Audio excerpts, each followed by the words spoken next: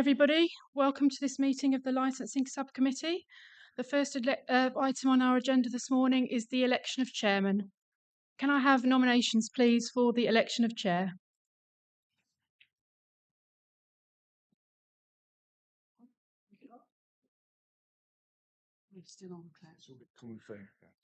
There, okay. I propose Councillor Ferguson. And I second. Any further nominations? No, I declare the chair is held by Councillor Stephen Ferguson.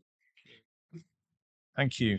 Item number 2 is members' interests. Do any members have any interests that they wish to declare today? No, not at this stage. None. Thank you. Item 3. Welcome everyone to this meeting. My name is Councillor Stephen Ferguson and I'm the chair of the Licensing Subcommittee hearing today. Before we start, I'd like to remind you of a few housekeeping arrangements. If you wish to speak, please can you indicate that you wish to do so by raising your hand. To enable your microphone, please press the middle button, which will turn green and the microphone will light up red at the top like this. Please also remember to press the middle button when you have finished speaking. It's particularly important that all members use their microphones so the audio can be picked up by the live stream. And I expect you all to make a few mistakes because it's not easy. In the event of a fire alarm sounding during the meeting, please stand and follow the meeting administrator to the fire evacuation point outside of the building. I would also like to remind you that this meeting is being filmed on the Council's YouTube channel for live and subsequent broadcast. The whole of the meeting will be filmed, except where confidential or exempt items are taken. If you make a representation to the meeting, you will be deemed to have consented to being filmed. By entering the meeting, you're also consenting to being filmed and to the possible use of those images and sound recordings for webcasting and or training purposes. In the room with me here today at Pathfinder House are the following councillors: Jordan and Clark, who are members of the subcommittee, Mr. Alan Parr, who's the council's legal advisor, and Claire Bullman and Lisa Jablonska from Democratic Services on my left. I will now ask officers from the licensing team to introduce themselves. Good morning, everybody. My name is Michelle Bishop. I'm the licensing manager here at HDC. Morning, my name's Catherine. I'm a licensing officer.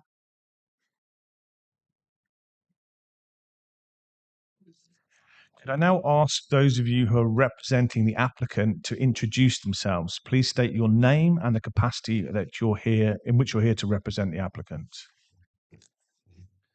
Good morning, councillors. Good morning, everyone. My name is Luke Elford from John Gaunt and Partners. I am the solicitor representing Backwoodsman Limited. To my right, I have Freddie Fellows, who is the director of Backwoodsman Limited and also the landowner. To my left is Colom Flint, who is the estate events manager. And to my far left, I have Mr. Perry Wetherill, who is our technical operations manager. Thank you. Thank you. Thank you. I will now ask the interested parties to introduce themselves. Please state your name and who you are representing. And shall we go from far left to right? Hello, my name is Caroline Hannah and I'm a resident in Abbotsripton.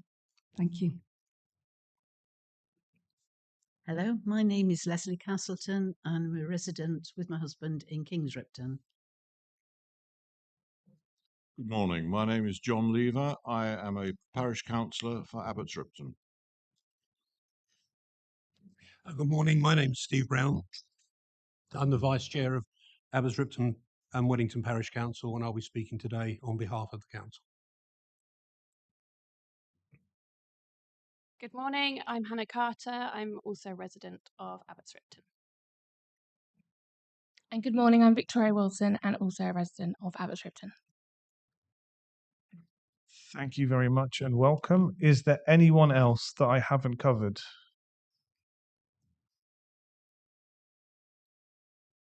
Yep, I'm Kate Penn. I'm the Environmental Health Service Manager, so I'm here if there's any technical questions regarding noise, but not to present anything. Thank you, Kate. Okay, item 4, licensing subcommittee procedure. You will have received within the hearing papers that were circulated a copy of the licensing subcommittee procedure.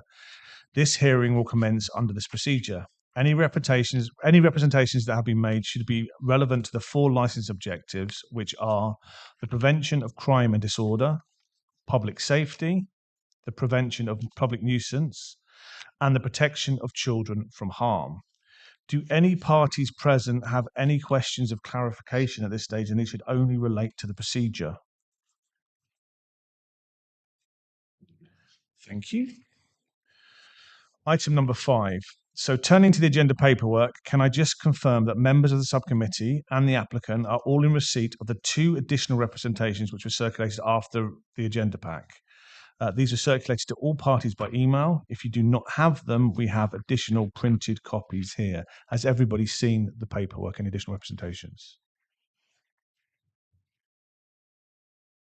Thank you. I will now invite the licensing officer, Catherine Sandels, to present the application. Thank you, Chair. So we've received an application for a new premises licence at Grange Farm. The application was received on the 15th of March 2023, and a notice of the application was advertised by blue notices displayed at the premises for 28 days. A copy of the application, along with supporting documentation, is attached as Appendix A, B, and C. The premises licence application is applying for 3 large-scale events per year with a maximum of 19,999 capacity and a later finishing time. All other events will need to adhere to the earlier finish time stated below, and the maximum capacity of these would be 4,999.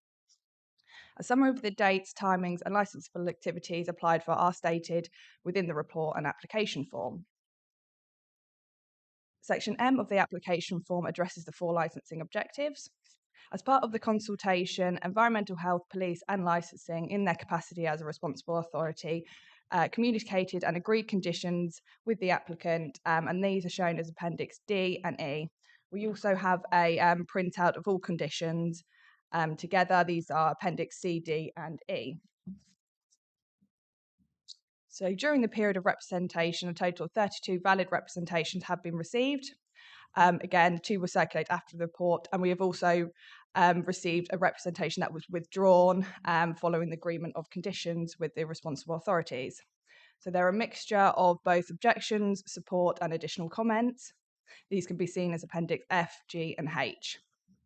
A person who has submitted a relevant representation is entitled to address the licensing committee at the hearing and ask questions of any other party appearing at the hearing. Not all matters raised within the representation may be relevant for consideration under the Licensing Act. The licensing authority must carry out its functions under the Acts with a view to promoting the licensing objectives.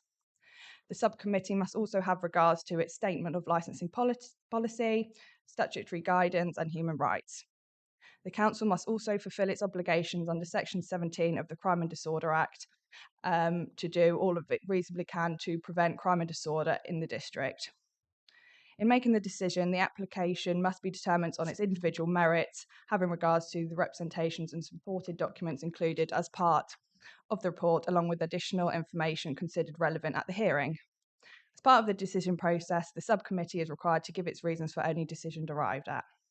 Where the licensing authority considers the action under its statutory powers is appropriate, it may have any of the following steps: grant the application as applied for, refuse the application, add additional conditions to the premises licence, exclude any licensable activities applied for, or amend times, dates of licensable activities applied for.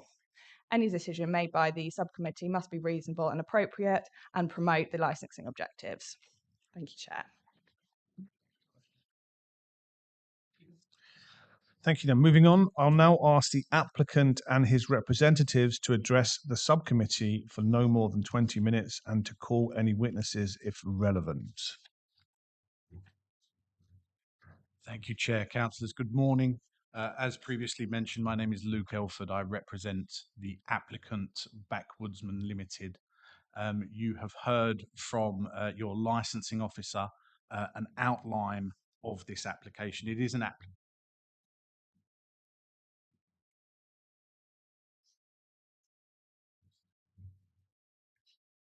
Sorry, I'm going to interrupt you, and we're going to move back. I'm just going to go back to the licensing officer. You can start your time again. I apologise. Would anybody like to ask any questions of the licensing officer? No.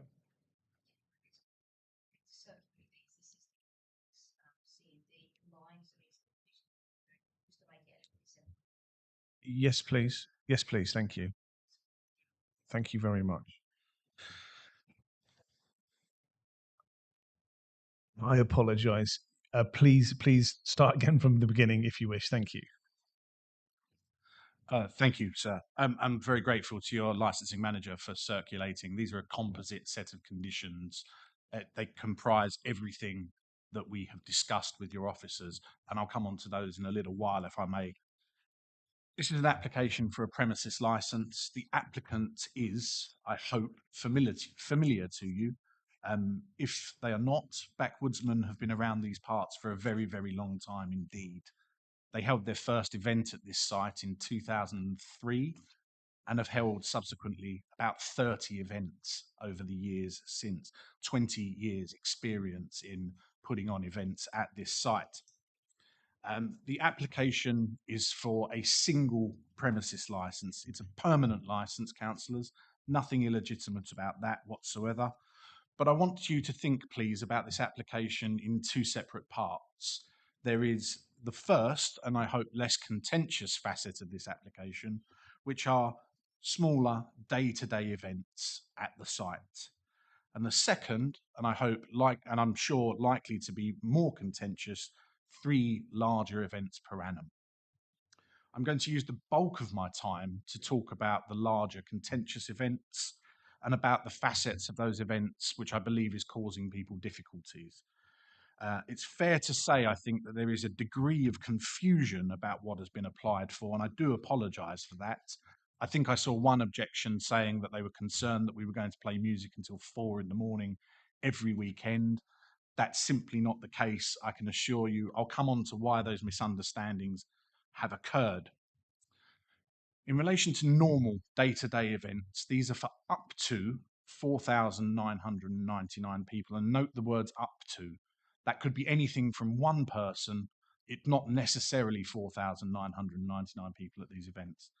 They are to enable, excuse me, smaller, low-key events. And a classic example of the type of event we are talking about occurred at the site just last weekend. It was a charity obstacle course for MAGPAS, the air ambulance, for just over 1,000 people, and it raised, I think, in excess of £20,000. I should point out it's not actually the obstacle course that requires a premises license, it's the activities that go on around it, and that's what we're applying for. This license is very much ancillary in nature to what we're trying to do. So these are the things that the applicant wishes to do on a commercial and charitable basis at and from these premises throughout the year. And for these events, the activities that are proposed will only take place between 10 a.m. in the morning and 11 p.m. in the evening. Even still, these events are subject to appropriate and proportionate controls and a number of conditions that have been carefully negotiated with your officers throughout the process. I'm not going to take you through each and every condition because I simply don't have time, but just to tick off a few: risk assessments for events, suitable security numbers, staff training, record keeping, Challenge 25, a 90-day notification period for locals to these events, event management plans, and further protections around noisier activities like live and recorded music. And I'm very pleased to see that your very learned environmental health officer is here today to answer any questions you may have about noise. I hope, councillors and everyone else, that you can see this is an application that's been very well thought through and discussed well in advance of bringing it here today. I do need to pick up, I'm afraid, on the accusation that we've not been transparent or haven't consulted. We have been in consultation for months about this application. It's simply not the case. We have been working with your officers on this. I'm not going to call them to give evidence and ask them to confirm that. I hope you will take it from me. We do have a full list of all the engagement piece that we undertook, including emails, phone calls, letters sent, but I don't think it's necessarily to go through them. And I would, in open hearing, like to thank your officers for all of their time and their assistance. They've worked in partnership with us, and that is exactly what the Licensing Act envisages. So thank you to them. Very happy to discuss these smaller de minimis events with you, but perhaps better if I move on to the larger events. The larger events, big event, whatever you wish to call them, are 3 events per year. And they are up to 19,999 people. And again, I use the word up to, because what that means is it's not every event is going to be 19,999 people. It's any event more than 4,999. So if we hold an event with 6,000 people, that's one of those large events.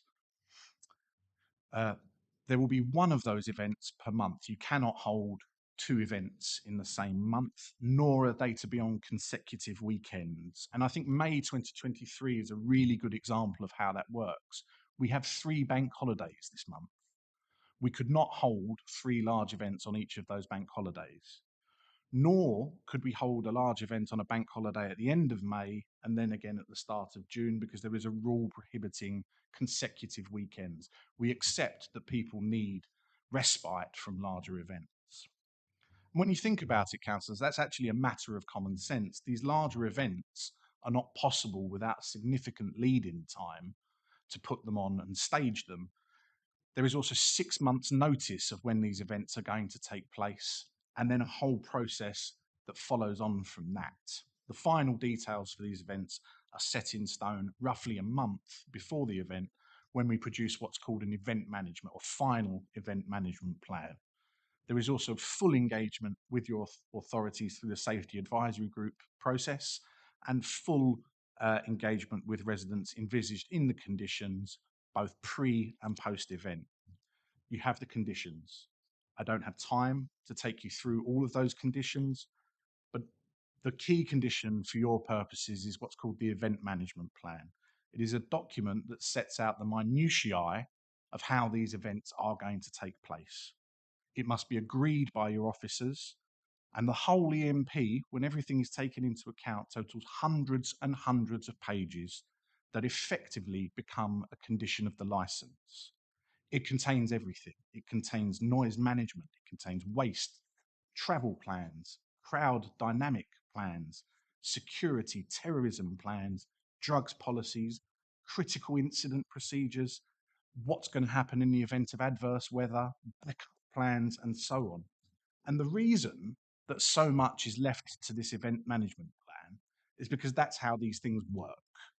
The coronation that we've all just celebrated of King Charles III is a really good example of this. The plan will have been honed and revised from the date on which the government announced when King Charles was to be crowned, which was 11th of October 2022, right up until around the 3rd or 4th of May, as those details became clear.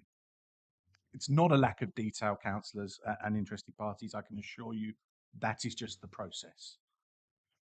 It's tried and tested, and it works. I do need to address the objections, and I'll try to do that where they cite relevant considerations. And I think the relevant considerations fall, and I hope you agree with me, squarely into 3 categories. First is a misunderstanding about what is being applied for. The second is noise, and the third is traffic.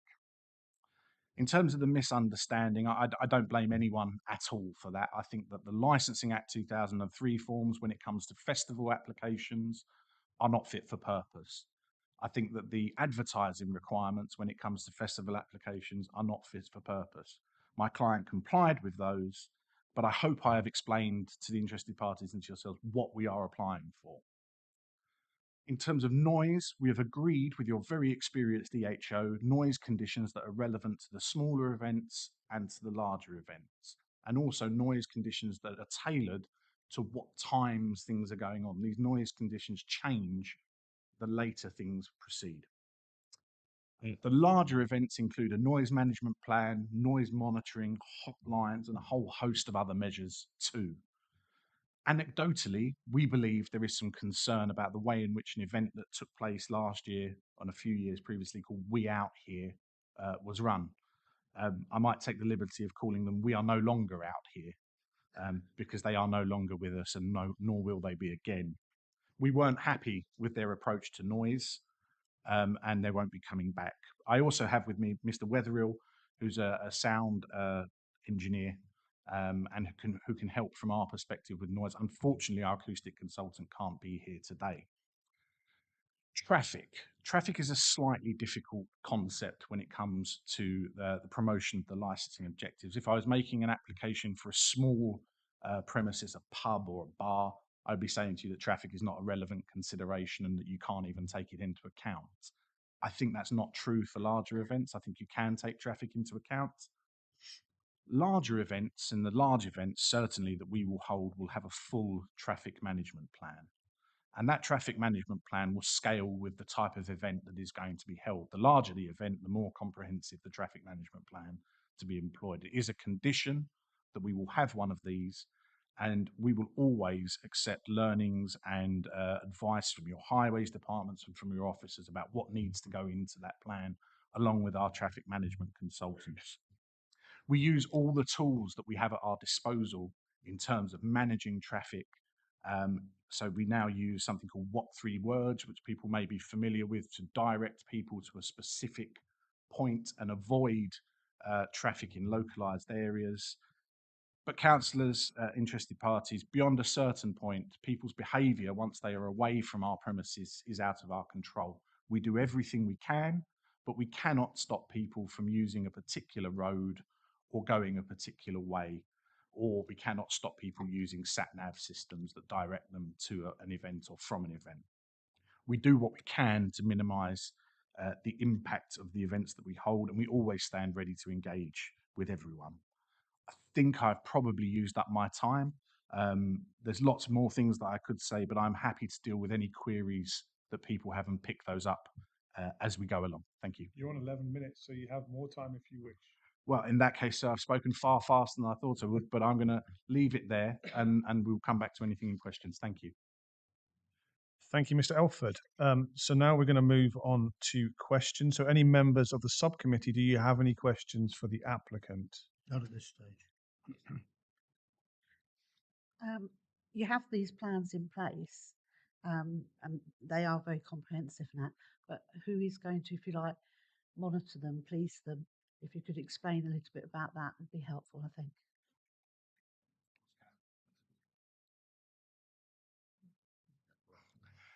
Councillor, that's a very good question. It's a multi-agency approach to monitoring these plans. So in terms of, to give you an example, a noise management plan, would that be a suitable example for you, Councillor? In terms of a noise management plan, we have an acoustic consultant who is our side of the fence, who manages noise at these events. You then have the dedicated sound engineers and the team under Mr. Wetherill, who manage the mixing desk and noise there.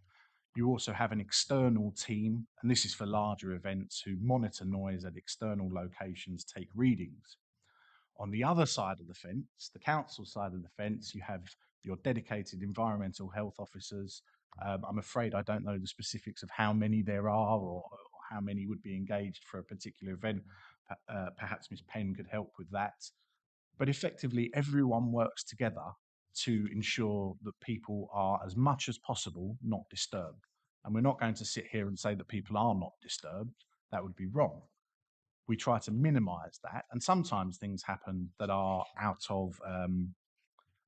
that are unanticipated, like particular weather conditions, wind directions that cause difficulty. And what we do is we adjust to those as quickly as possible. This is all reflected in the plans, but to summarise, it's a multi-agency approach. I hope that's acceptable. So I have a question about the number of attendees. So we've got a limit of 19,999. How big have recent festival events that you've held on the premises been? Is it a similar size to that, or just a lot bigger than you've had before? I think the best person probably to speak about that is our estate events manager, Miss Flint. Colin, in relation to the events that have been held at the premises, and I think particularly larger events, what have the capacities of those events been maximum? Obviously, recently we've been coming out the other side of COVID, and so the events haven't perhaps been as frequent as in previous years, but we've had smaller events last year. So there was a festival called All About Love, and I think the attendees for that were in the region of 3,000 people. There was also another smaller event last year called Love Jam, and I think that was a similar number. We held Secret Garden Party last year, and the number of attendees for that were at 20,000. Just for the benefit of the councillors, the largest event ever that was held at Grange Farm. In the past, our total amount of people who have been on our site have been 38,000. Thank you. And so reading through the written representations, which we'll come to eventually, there are concerns about after hours noise. So the music program will stop. I think is it 10 o'clock? It will stop, or 10 o'clock. But what about? So I presume that many of these. It's a long time since I've been to a festival, but I assume that there will be lots of camping overnight. How do you enforce kind of noise that's not from the stages, but kind of informal noise or ad hoc noise from participants, some of whom will probably have quite a lot of alcohol, I should imagine. Again, a very good and very justified question, Councillor. I'm going to hand over to Colin, who is going to talk to you about the enforcement that takes place around site. Thank you. We send out rules in advance to our customers that are coming and tell them that no personal sound systems are allowed, and we police that area with our security guards who will, and our stewards who will obviously put a stop to anything that's happened. And in fact, we search people as they come into the premises and we confiscate anything which constitutes a personal sound system. There's also, with our events, obviously, a perimeter to that event, so that makes sure that there aren't people coming onto the site with that we don't know about with equipment that could potentially cause a disturbance. One final question for me. So obviously we're talking about the propagation of noise away from the event. That depends a lot, I guess, on atmospheric conditions and prevailing wind conditions. So how do you take account of changes to the weather, before or during the event? Okay, so the starting point, Councillor, is that we have a plan in place, what we anticipate the conditions are going to do, and also what noise has done. With 20 years of experience, we have a good bank of data about what happens in certain atmospheric conditions. That sits with our noise management team and our acoustic consultant, who works very closely with the environmental health team from Hunt HTC. But in terms of specific response to a changing condition, perhaps I can hand over to Mr. Wetherill, who can explain what happens on the ground at the mixing desk. Good morning. What happens is if we get some off-site complaints, be it a single one or a number of them, it'll come through the noise team, then it will come to my office, and then from there onwards, we'll go around the stages and just make sure that everyone takes down a couple of dB, just so we can lower the site levels off-site, and then hopefully, if the weather changes, we can then go back, bring the levels back up again. But we certainly would stay at the lower level until the weather had either changed, or the wind had changed direction, or the problem had passed.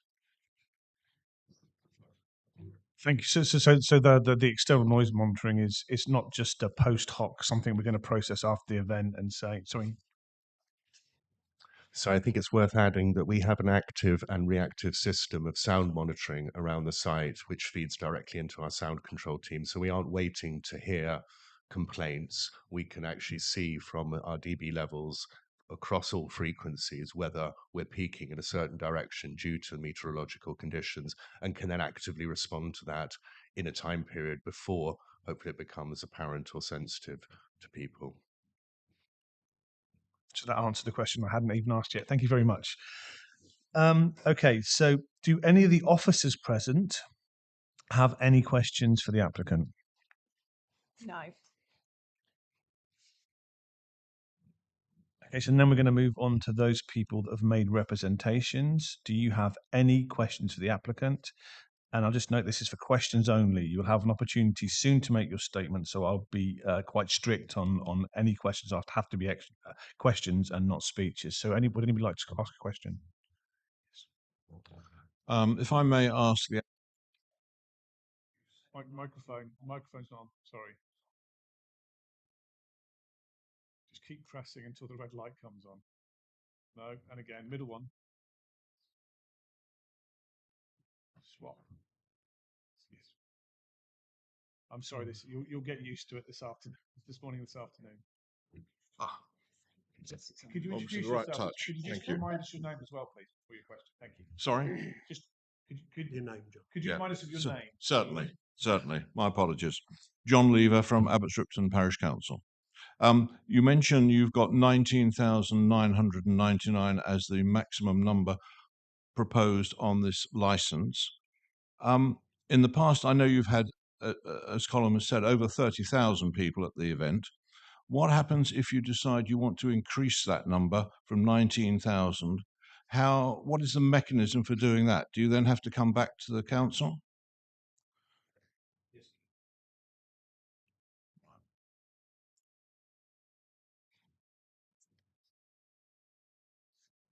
Any other questions? Yes, please. Could you introduce yourself as well, please?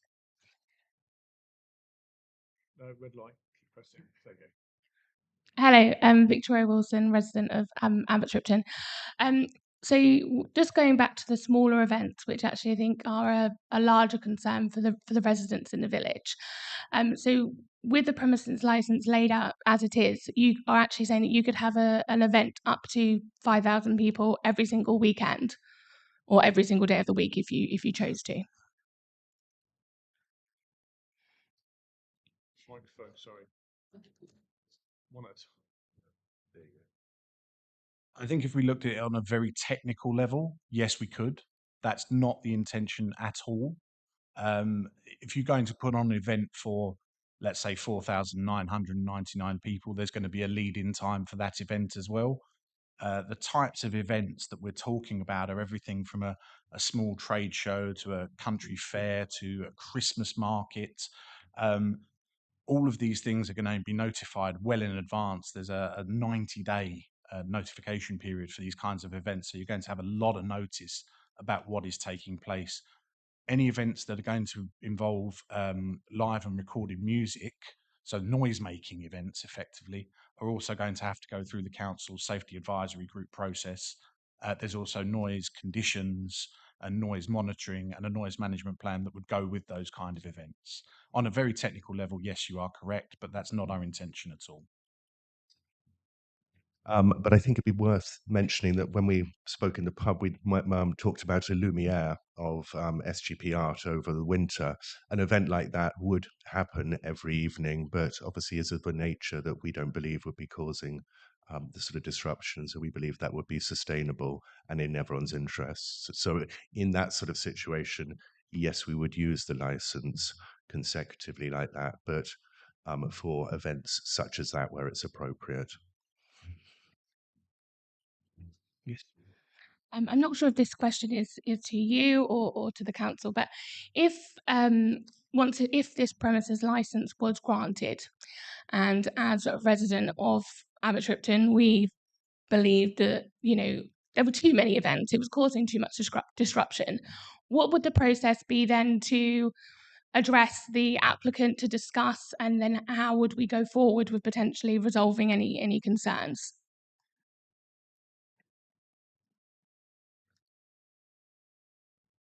Twofold. In terms of engagement with residents, our door is always open to you. At the conclusion of this hearing, I suggest that we swap details first and foremost. In relation to specific events, there are event hotlines that you can get in touch with. Those are the larger events. Smaller events would have a slightly more relaxed mechanism. If you experience significant problems with the way that these events take place, and I sincerely doubt that you will, there is always a mechanism under the Licensing Act called a review of a premises license, whereby you would say that the premises is undermining one or more of the licensing objectives. and produce evidence to that effect, which you may well be able to do, and we would be called here again to answer for ourselves and give an account. And that's a statutory process, and that can be taken by anyone, any resident, group of residents, or the officers of the council. If we're making too much noise, and I can see Miss Penn nodding at me, environmental health will have us back before you. If we are causing merry hell in terms of crime, the police will have us here sooner than you ever will. There are lots of protections should this license be granted. Are there any further questions in this section? Yes, please. Could you introduce yourself, please? Hello, Leslie Castleton, resident of Kings Ripton. Just regarding the smaller events, is there anywhere that we can go to see when they're happening? Because I know a couple last year, nobody in the village had any idea they were going on, but we heard it.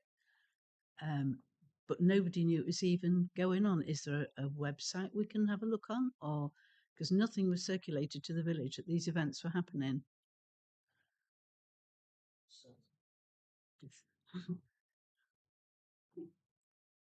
Certainly. There are various mechanisms by which you can be informed of events. I think the best person to probably take you through what those are is Miss Flint to my left. So I'm going to pass over to her. Thank you. The parish council were informed about all of the events last year.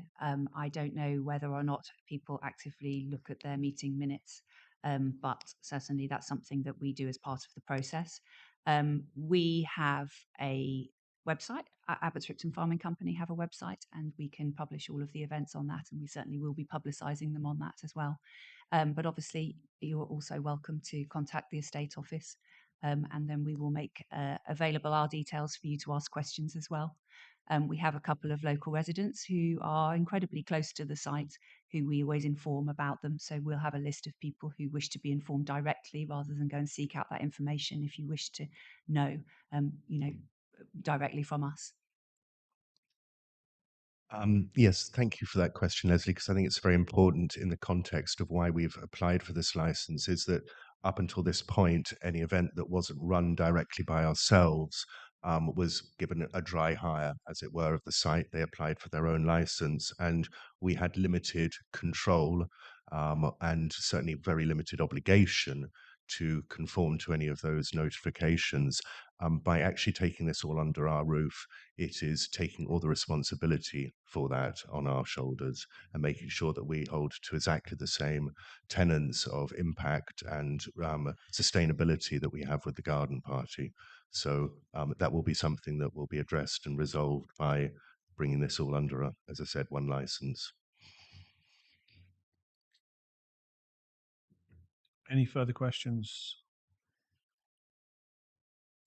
Thank you very much. We'll move on. I'm now going to invite interested parties to address the subcommittee for no more than 20 minutes each. May I remind you that representations must be relevant to the 4 licensing objectives. So I'm going to invite people in order, starting with Mr. Jeffrey and Mrs. Leslie Castleton.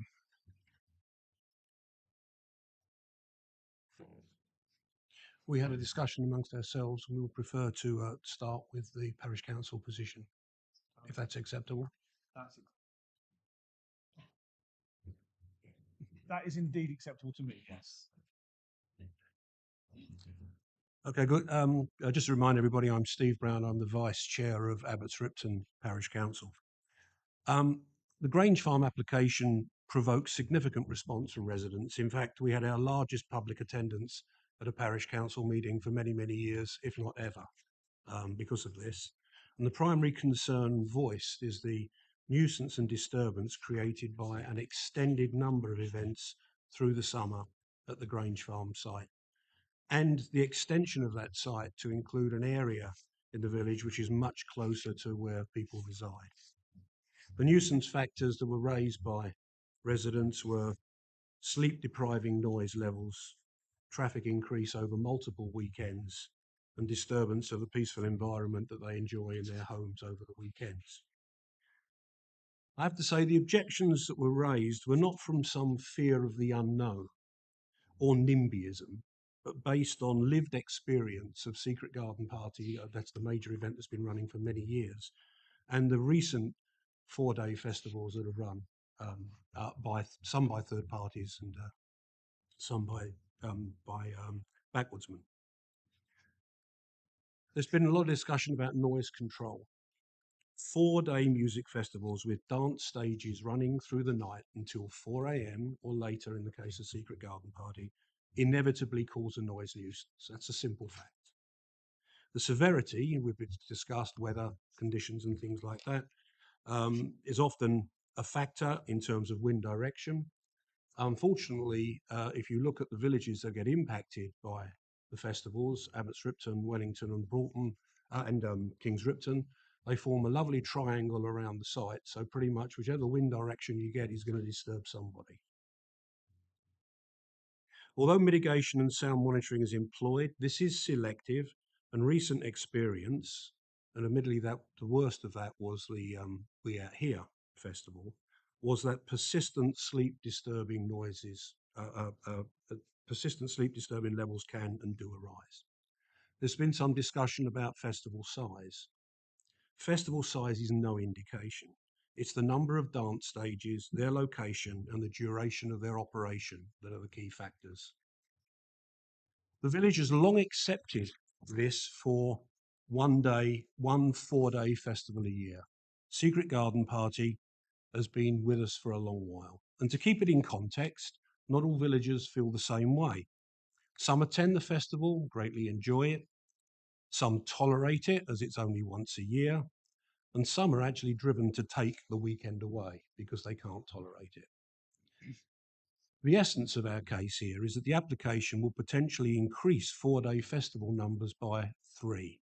So we would have 4 4-day weekends that would disturb the summer months with through the night amplified dance music.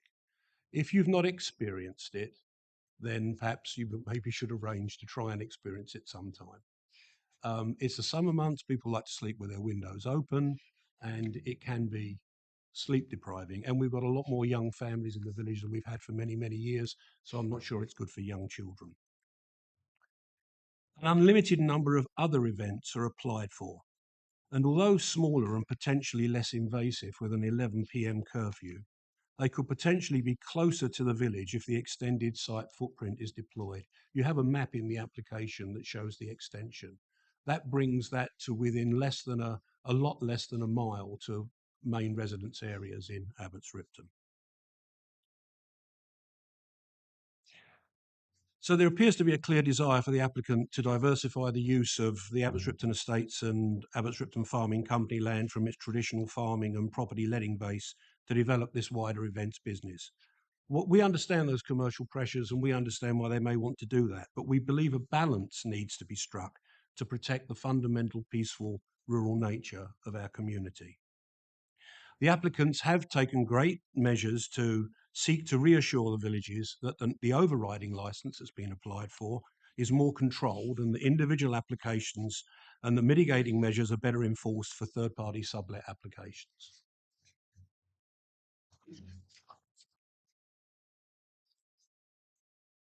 The key point is really for the parish whether this is realistically possible and whether such a potentially large number of events creates an unacceptable nuisance and fundamentally changes the character of our quiet, rural, conservation-protected environment. In debating this, the Parish Council recognised the concerns voiced by residents and the desire of the applicant to extend their events business with mitigating measures to protect the villages. The current application is open-ended. If it's granted, it stands in perpetuity, subject to the normal safety advisory group reviews for the major events. The view of the Parish Council is that this is unreasonable given the concerns and the experience to date of additional festivals. We have proposed a compromise solution that the license only be granted for a period of 2 years, 2022-2023, and then require reapplication for future events.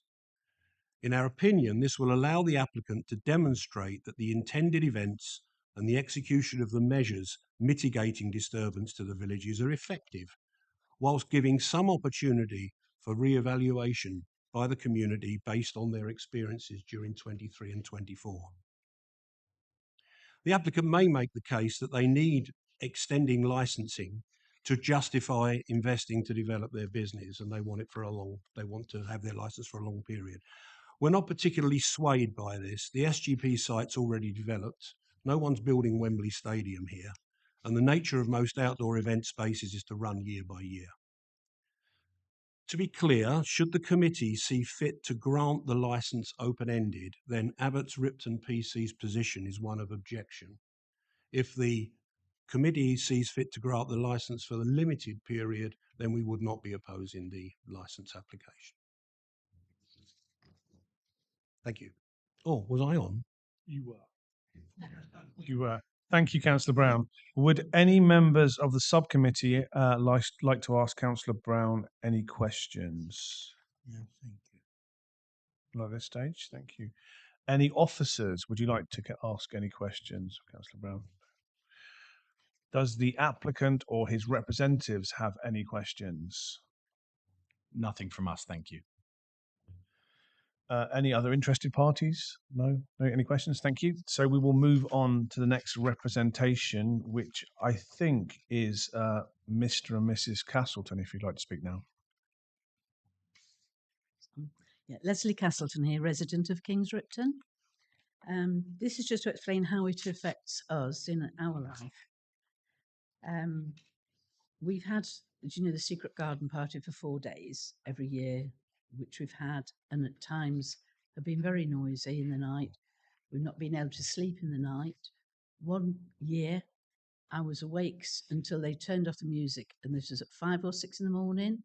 And then the following day, I had a full day's work to do on a client's accounts. And you can imagine not having any sleep all night. It was not good. So it's more the noise during the night that affects us. If the music stopped at 11 or 12, I think we would find that more acceptable. But when it goes on until the early hours of the morning, it just keeps you awake. One year we had the grandchildren over and they woke up sometime between 1 and 2 o'clock. And then I was 2 or 3 hours trying to get them back to sleep because all we could hear was a thud, thud, thud of a drum and people's voices. You can't hear what they're saying sometimes, but you can hear people screaming and shouting, the incessant drum beating that you find if you wake up in the night and you're hearing that, it's very hard to go back to sleep to. So our objections are mainly the noise level. So else I thought, yeah, as people have said, when it's warm weather, you like to sleep with your windows open, otherwise you're too hot. And you can't help it then. If the wind is coming in our direction, we get the noise in. And one year it sounded as though it was just in the lane outside the window. It was so loud. I think that is my main objections. And the length, another thing I'd like to say is 3 7-day events, I feel is too much for us to have noise for 3 7-day events, because it's only going to take place in the nice summer months, isn't it? Even as you say, it's 1 week a month, it's still 1 week a month where you're getting disturbed. And I think that is my main objection. My main objection is that surely I have the right to be able to sit in my garden. And we moved to Kings Ripton because it's a rural, quiet village. That was the idea. That's where we want to retire. So where we have retired there. And this is all we want. We don't want to live in a busy town. We want to live in a nice, quiet, rural village. And we love Kings Ripton. It's really lovely. But it's just the noise. The traffic doesn't seem to affect us, does it? It's just the noise element that is our problem.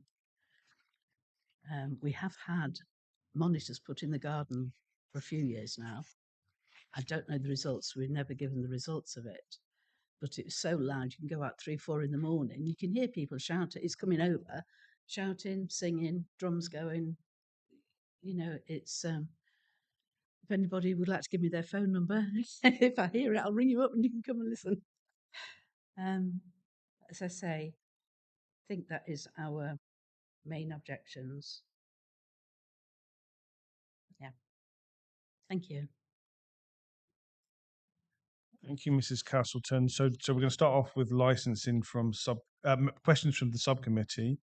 So you mentioned some noise monitoring equipment had been placed in your garden. Who placed that equipment there? Do you know? So it's on HTC noise monitoring equipment. Do we have data from I suppose not to hand, but is it possible to process the data from that equipment?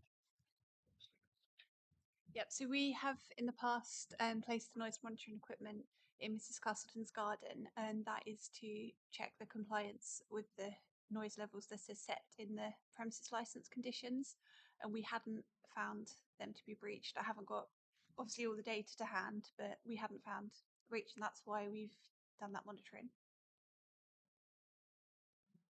Thank you. And Mrs. Castleton, I appreciate you might not be able to answer this question, but you mentioned that the most disturbing element of this is noise through the night. But we've heard that the main stages stop at 10 o'clock at night, I think it is.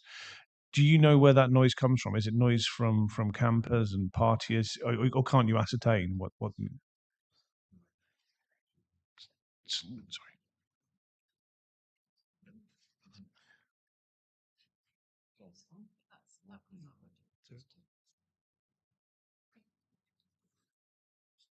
Can you hear me? I just talked.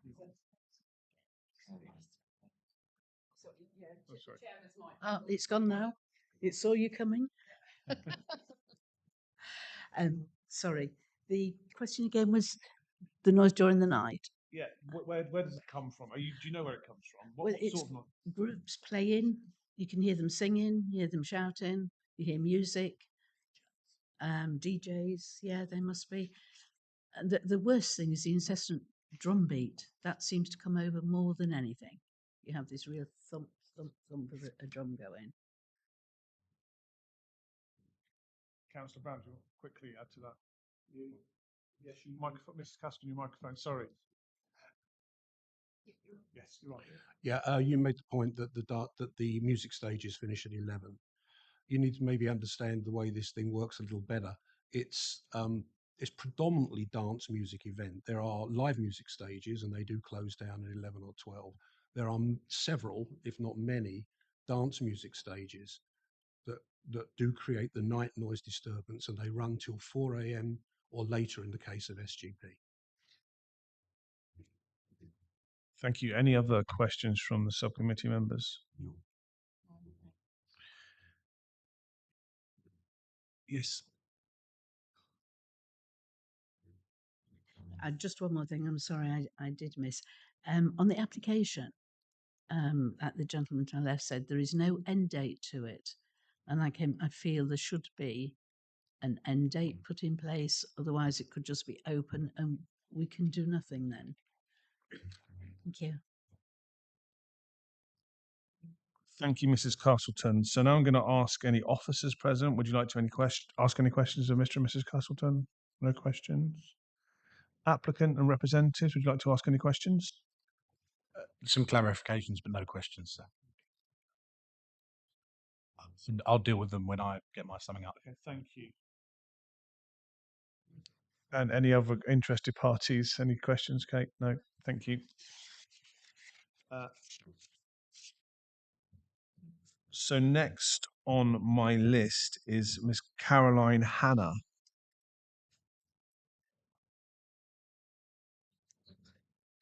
Hello. Oh, that's better. I'm Caroline Hannah. Thank you to the councillors for allowing me to address the hearing. I speak to you today as someone who's lived in Abbots Ripton for over 25 years. To give you some background, I have been both chair of the parish council and a parish councillor for many years as well as serving on numerous other committees within the parish. I have also led and delivered 2 community parish plans from start to finish.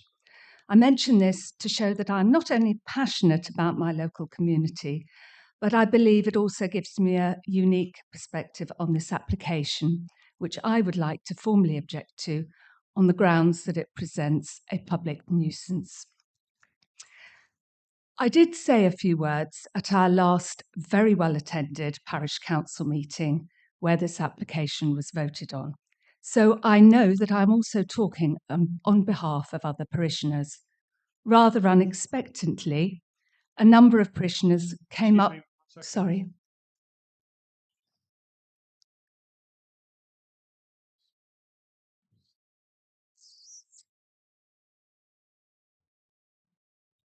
Is everything all right? Okay. So I just had advice that you're only allowed to make representations on behalf of yourself and not of other parishioners. If that's okay. So if you could keep your remarks to your own opinions, thank you. Okay, so today I'd like to address 4 key areas relating to the licence application. Number 1, the impact of the large festivals. 2, the smaller unspecified events. 3, the traffic and road issues that will be exacerbated. And 4, the necessity of preserving the nature of Abbots Ripton and Wennington as a rural conservation area. Firstly, the licence states that there will be live and amplified music for 3 major events. I believe that the Secret Garden Party is covered under a separate licence.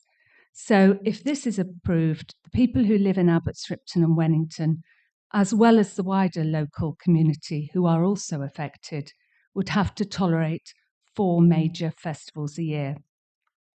From what I can see, the licence, if approved, would allow for 4 whole weeks, though not consecutive weeks, of live and amplified music with 2 nights per week, where live and amplified music would go on until 4 a.m. I feel that most rational people would say such prolonged hours of live and amplified music is unacceptable and presents... Sorry? Sorry. It's just to repeat, could you please keep your comments to your own opinion and not the opinion of other people or other residents? It's a technical detail, but it's important. Thank you. Sorry. I feel it is unreasonable to expect parishioners to be able to work or even to simply function with little or no sleep at all.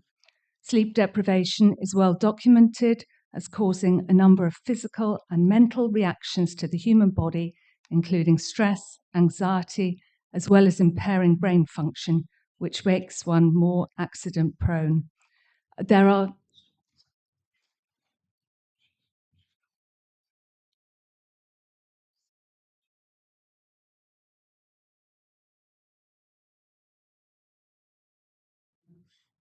So sorry to keep labouring the point, but you have to keep your comments to the effects on you personally and not general effects on the population.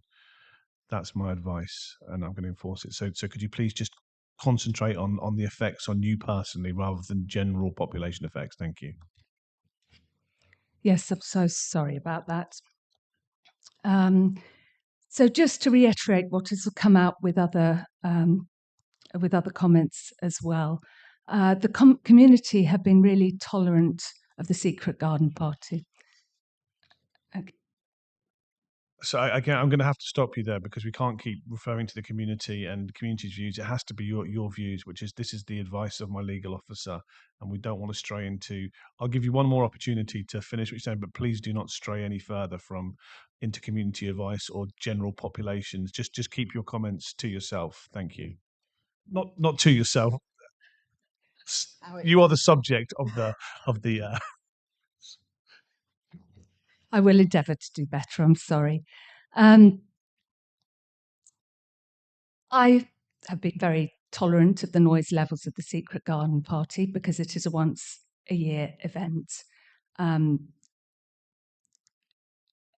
have often chosen to have a long weekend away.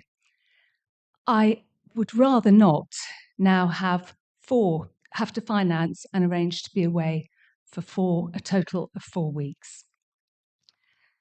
My second issue with the application is that the licence is for unlimited daily events from 10 to 11 for up to 4,999 people, and that if passed, it would be in perpetuity. There's no real detail as to the nature of the events or the frequency of the events.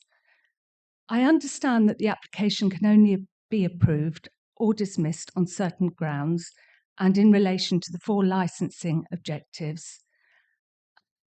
What I don't understand is how can anyone make a proper and objective decision in relation to the 4 licensing objectives when the exact nature of those daily events is completely unknown. From what I can see, you could have a whole host of different events, possibly even up to 40 or 50 events throughout the year. I worry that for some it would be regarded as a once lovely rural place to visit, but now a bit of a showground. My third point is the traffic and the state of our roads. It's an issue with myself, and I know it's been a topic of discussion as well, a broader topic of discussion. I've seen in recent years how busy our village roads have become again. I know this is an area that highways will look at in more detail, and that there will be detailed traffic plans in place for the larger events. However, I don't believe that we should be encouraging potentially tens of thousands of extra vehicles, including large lorries, to use the inadequate and often failing roads around the parish. As a parish, we are not served well in terms of public transport.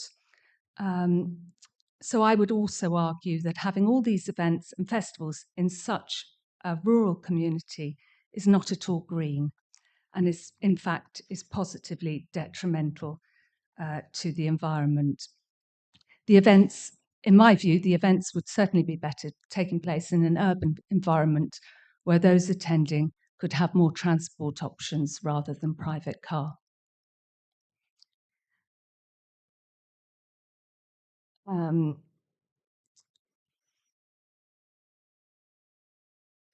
point that's been raised before, the people of our parish have deliberately chosen, including myself, have deliberately chosen to move to the pretty conservation area of Abbots Ripton and Wennington to have quiet enjoyment of the countryside.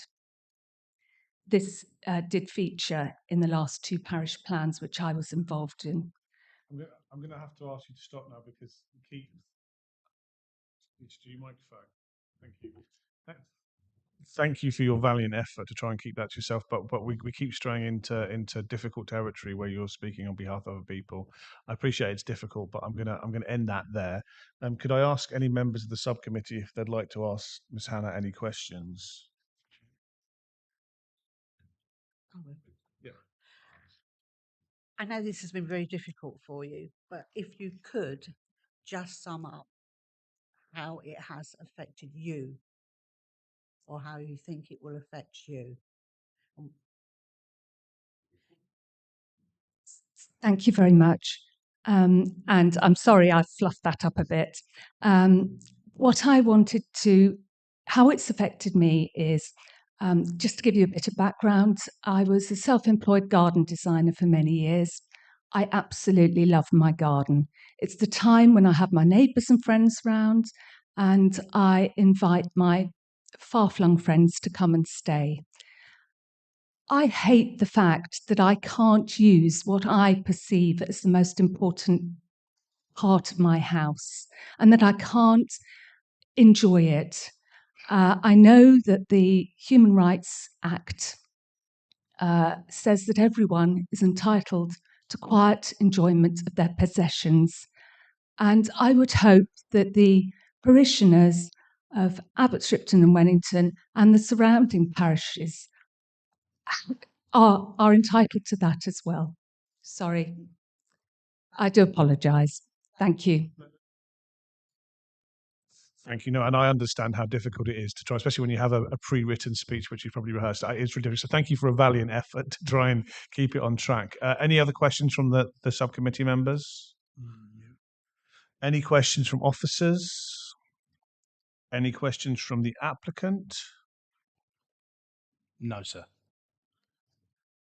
And any questions of other interested parties? Thank you very much, Ms. Hannon. I'm sorry that was so difficult, but you did really well. Thank you. Next, I have Hannah Carter, thank you. Good morning, and thank you for this opportunity to speak to you. I strongly object to the Grange Farm licence application, and I've elected to speak due to the significant concerns and the potential impact this licence in perpetuity could have on Abbots Ripton, as well as the surrounding areas and my resultant family's life and well-being. I moved to Abbots Ripton 5 years ago, draw of a peaceful village, protected conservation area, Grade 2 listed house, some parts dating back to 15th century was an exciting prospect. I was aware that there always had been one large-scale annual festival, Secret Garden Party on Grange Farm. We understood this, and for many it has formed part of the fabric of the village. However, over the last couple of years, there has been an increase in festivals held, and coming from someone with a young family, this does have an effect on our life. So with the license for the new license for the free festivals annually up to 19,909 people, and I believe this is not including SGP, and obviously no limits on the events up to 4,999 people, it's given me great concern. I also feel that a lot of the discussion is on the larger scale festivals. I appreciate there is structure, there is traffic management there. Now, the smaller scale events, I feel, have been slightly sidelined, but they are going to be what I perceive it to be a big issue. I believe that a blanket license will probably cut back workload on maybe the council and on the estate, and I can appreciate why you would want to do that. But this is a complex issue, and I feel like that's quite a simplified process. You know, we are the communities that you're there to support, so I feel like this license in perpetuity could just be too broad. I'm from a farming background, and I understand that there's a need for farms to diversify to be sustainable. My fear is that the Abbots Ripton estate could become something of a showground if this license is to be granted. My additional concerns outside of the activities themselves is the health and safety aspect, the impact on our highways. Living with 2 young daughters, I can attest that the roads in and around the village already cannot cope with the further influx of traffic. Due to the increase in potential number of events, it is not clear how traffic will be managed and whether sustainable travel plans will even be considered. For the smaller events, the overall change to the frequency of the events and the number of attendees, surely we should require a review of traffic management or updated travel surveys should it be undertaken. No regard has been given to the already inadequate highways and pedestrian infrastructure within Abbots Ripton and the broader community and villages. I strongly feel the increase in visitors to the area creates undue risk to pedestrians, especially due to the narrow pathways, restricted visibility of the highways, and the proximity of the primary school. To now add frequent and significantly more vehicles to the roads in and around Abbots Ripton will increase the risk for all generations living in Abbots Ripton, and still there are no future plans to improve the village roads with regards to safety. As a village, we have already been advised by highways we are unlikely to have a pedestrian crossing. We have requested weight limits for the... Sorry, it's going to be the same. Can you switch microphone off? Sorry. Same comment again. You can't really speak on behalf of the village. You have to speak on behalf of yourself. Sorry. So I can't say we. I'm still waiting on a 20 miles per hour past school, something every other village has in the area. You will note that even on a number of supporters of this application, traffic management is still raised as an issue that needs resolving. Now, this might not be part of the terms, but the impact of our village, the proposed licensing increase is not appropriate for the character and physical identity of the area. We live in a conservation area created to manage and protect the special architectural and historic interests of our village. Living in a conservation area means we all live with extra planning controls and considerations in place to protect the historic elements which make it so special. If we are to live within these strict controls in order to maintain the area of conservation, surely an application of this nature cannot fit within the bounds. I'll go on to noise, and I'm sure you've heard a lot of comments about it. The light and noise pollution from the large-scale festival, and I'm sure in the smaller events, although we don't know yet, open-air cinemas and things like that will be significant and impactful on neighbours. I'm sure after reading, you can clearly see the main concern is with noise, and many have said I was unable to have my windows open during the multiple large festivals last year in what was one of the hottest summers for some time. The continued pounding bass makes sleeping hard for both adults and children alike. Similarly, in the day when we have very few times we can sit out in our gardens, weather permitting, there is a constant backdrop of noise. We agree to SGP as a heritage to Abbots Ripton. I agree to SGP as a heritage to Abbots Ripton, but to potentially have this for 4 weeks of the year is not agreeable. With an open mind, I've attended previous festivals, noted the noise, pyrotechnics, and the lights of a large scale. These festivals are not simply run over a weekend. They are for 5 days, or in the case of this year, All About Love Festival is a full 7-day festival, so that's a whole week. So as you can appreciate, these aren't short durations. In summary, as someone that moved to the village because of the peaceful surroundings, the thought of an unknown number of events taking place possibly throughout the spring-summer months is an alarming thought. I feel that to have a licence in perpetuity for any events at any other time of year with no scope to review is unfair on the residents who want to live in a peaceful and historic village. I feel we understand, albeit tolerate, large-scale SGP festival, but for there to be such a broad scope of licence for additional large events and smaller events, which may well see the estate becoming a showground with very little information being offered by the applicant, is unfair. Unfortunately, there has been no robust or meaningful community consultation for Backs Woodman Limited. I attended a discussion held by Backs Woodman at the Elm Pub, but unfortunately there were no answers to my questions. The loss of trust and confidence in the way in which this application has been handled has unfortunately changed views of people that I've met myself, and the way I have previously strived to always support the estate. I just want to sum up. As I mentioned at the beginning, as a resident and for myself, not knowing what will be happening, especially with these smaller events, we don't know how often they're going to be. We don't know what they're going to be. It's a very unnerving time for people that live in a village that just want to feel like they have some control over their lives. Thank you. Thank you very much. Do we have any questions from the subcommittee members? No. Thank you.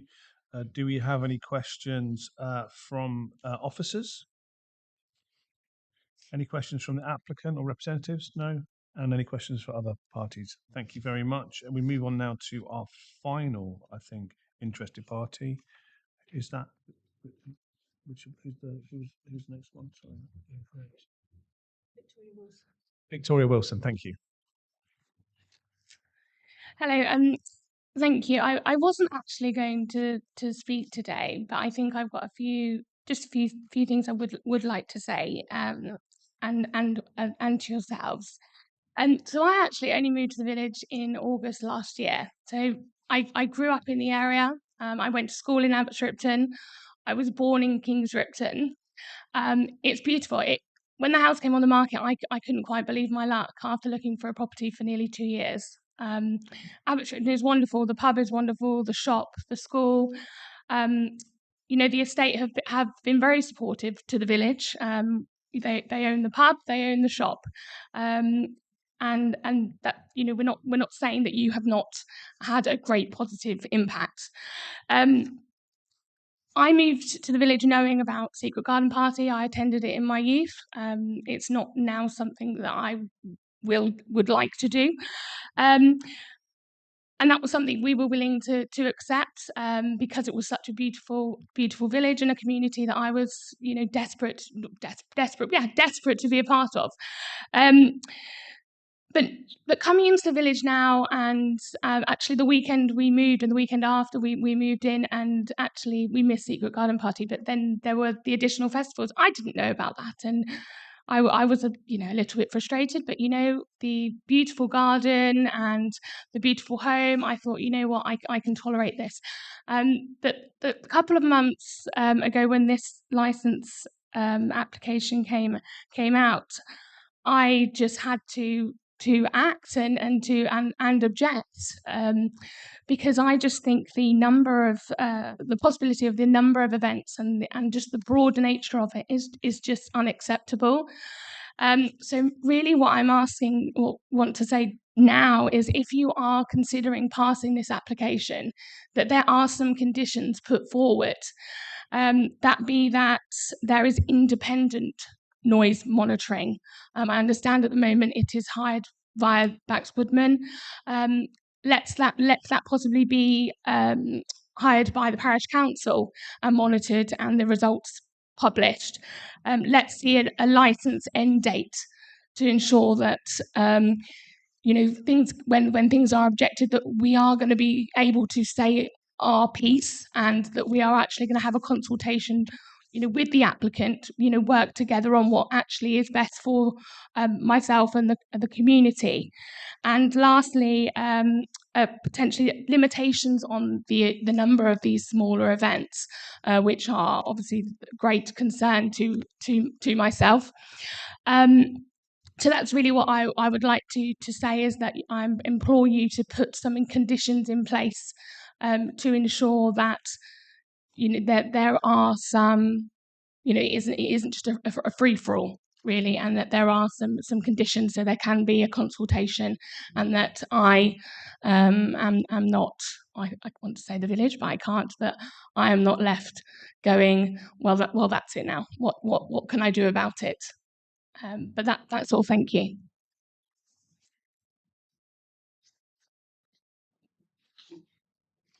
Thank you. Thank you very much. So, do any members of the subcommittee have any questions? Any officers present? Applicant or representative, do you have any questions? You do have a question, okay. I do, and I'm sorry, I'm not picking on you at all. Two very simple questions. Do you have in front of you a set of conditions that apply to this license? And if not, Michelle, could you please hand one over? Have you read those conditions? Was it? Do you want to put your microphone and answer the question? Sorry. Yes, I have seen the conditions. Thank you. Any other interested parties you'd like to ask any questions? Thank you very much. So then we move on to... I'd now like to move on to written representation from those who have indicated they're unable to attend today. These are set out in your agenda pack, and all members of the committee have carefully considered those representations.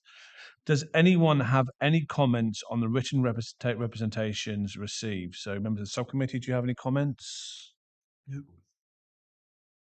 I've read them. Officers, do you have any comments on the written representations? Other interested parties? Should I also go to the applicant as well for this? It's not listed on my notes. Oh, yes. Yes. Not on my notes, but the applicant, you have no questions. Thank you very much.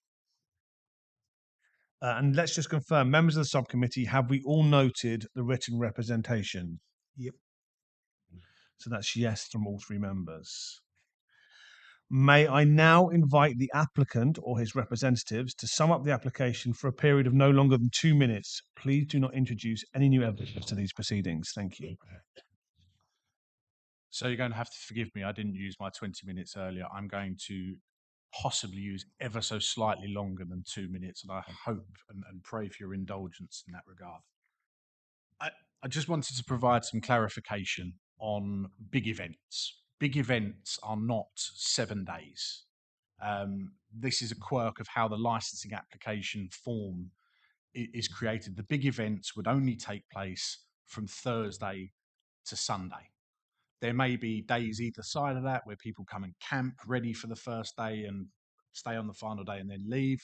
Licensable activities Thursday to Sunday. Because of the way the form is filled out, it looks like it's Monday to Sunday. In terms of the lead-in time for big events, and I just want to be clear that we're not here to review Secret Garden Party's license or any other license, because a lot of what was said seemed to me to be like a review of those licenses. The lead-in time for a Secret Garden Party is 4 weeks before the event itself, and then 2 weeks after. During that period of 6 weeks, 7 weeks, nothing could happen.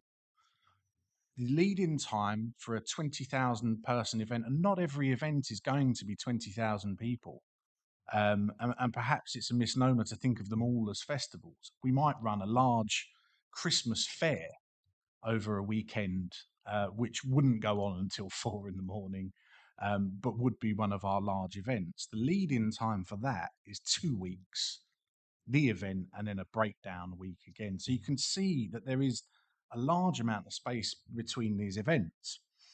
In terms of the smaller events, we do want the flexibility to be able to put on a different and variety of things.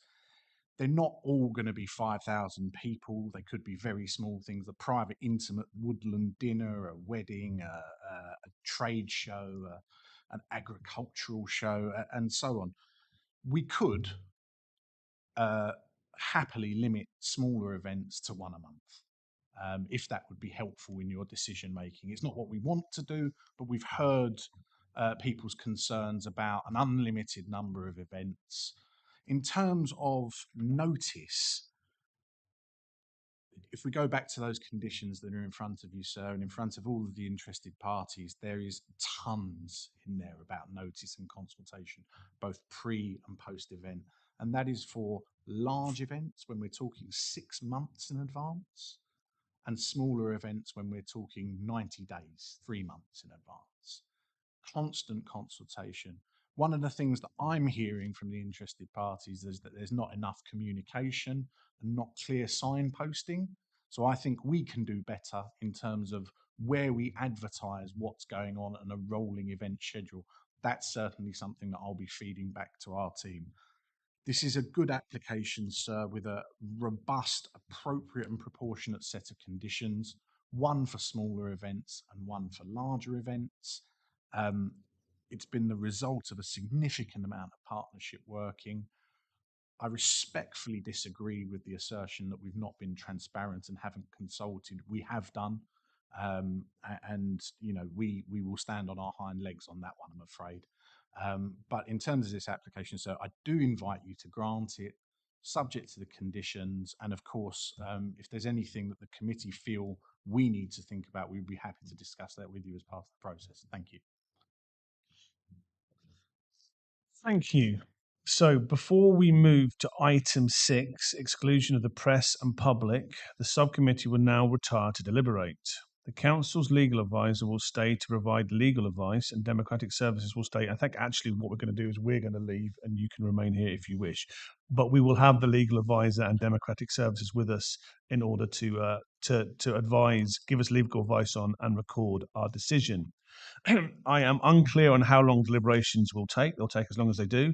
A decision will be sent out to you in writing as soon as possible. If you do want to wait around, you are welcome to do so, and you can wait here.